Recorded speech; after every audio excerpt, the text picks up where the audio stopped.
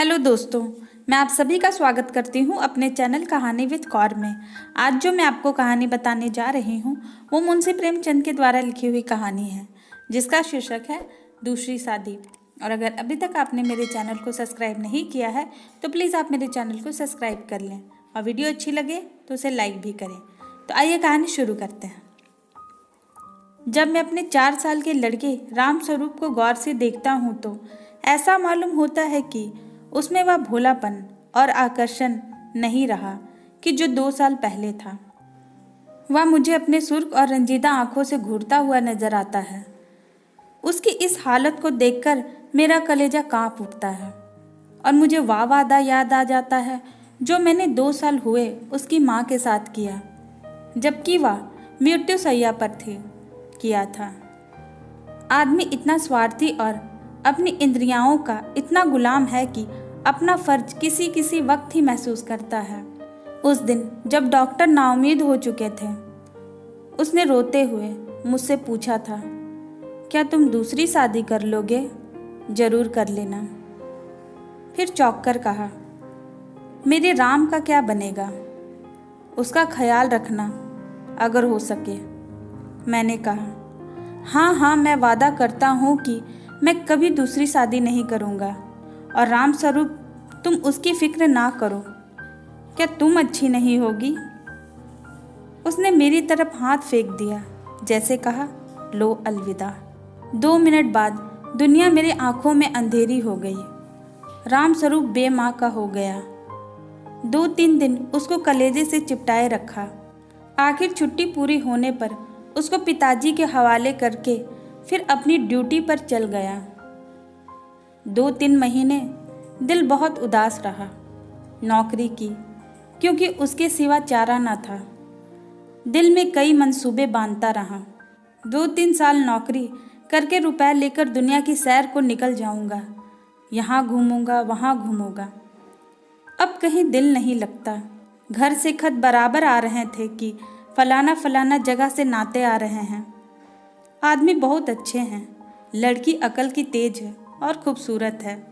फिर ऐसी जगह नहीं मिलेगी। आखिर करना ही है, कर लो।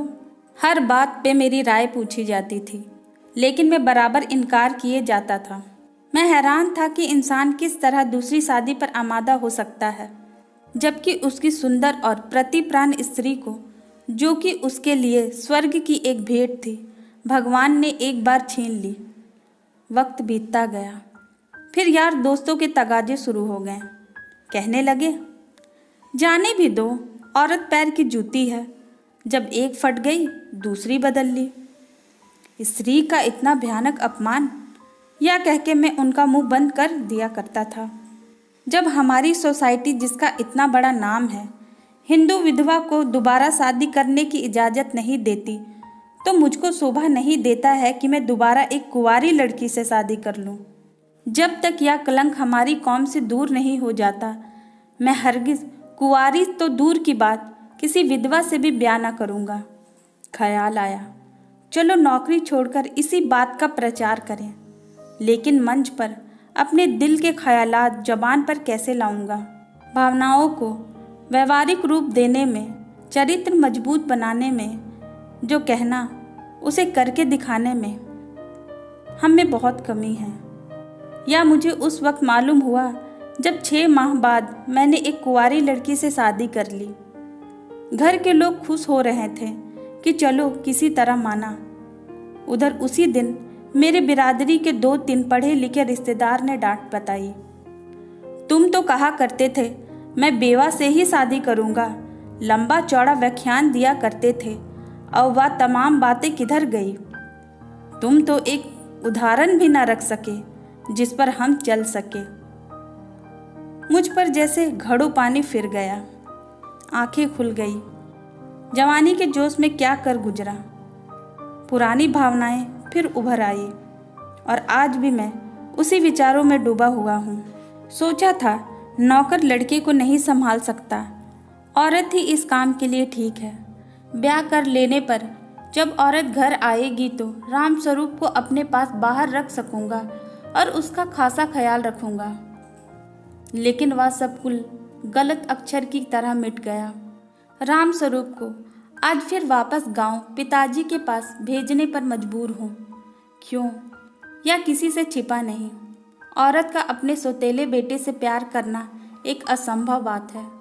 ब्याह के मौके पर सुना था लड़की बड़ी नेक है, स्वजनों का खास ख्याल रखेगी और राम स्वरूप को अपने बेटे की तरह संभालेगी। लेकिन सब झूठ। औरत चाहे कितनी नेक दिल की हो, वह कभी अपने सौतेले बच्चे से प्यार नहीं कर सकती।